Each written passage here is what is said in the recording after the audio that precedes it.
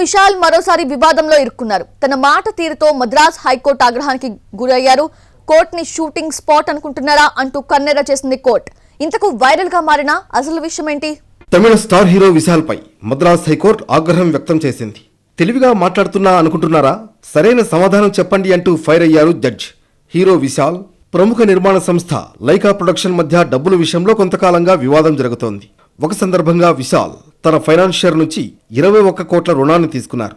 అయితే ఆ డబ్బును లైకా సంస్థ విశాల్కి అందించింది. కాబట్టి ఆ రుణం తీరే వరకు విశాల్ చేసే ప్రతి సినిమా తమకే ఇచ్చే విధంగా ఒప్పందం రాసుకున్నారు. కానీ విశాల్ తాను నటించిన వీరం వాగే చూడం సినిమాను బయటి సంస్థకు అమ్మేశారు. ఒప్పందం ప్రకారం కాకుండా బయటి వ్యక్తులకు ఎలా అమ్మేస్తారని లైకా సంస్థ హైకోర్టును ఆశ్రయించింది.